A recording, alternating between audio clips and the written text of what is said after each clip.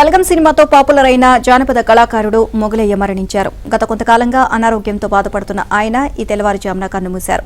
గత కొంతకాలంగా ఆయన కిడ్నీ వ్యాధితో బాధపడుతున్నారు. వరంగల్లోని ఓ ప్రైవేట్ ఆసుపత్రిలో చికిత్స పొందుతున్న మొగలయ్య ఆరోగ్యం విషమించడంతో కన్నుమూశారు. ఆయనకు గతంలో కిడ్నీ, హార్ట్ సంబంధించిన చికిత్సను తెలంగాణ ప్రభుత్వం అందించింది.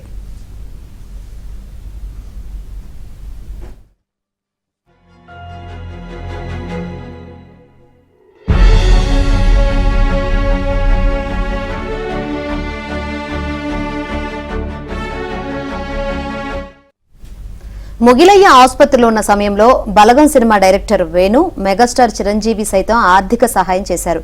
మొగిలయ్య మరణం పట్ల పలువురు ప్రముఖులు, బలగం సినిమా నటీనటులు సంతాపం తెలిపారు.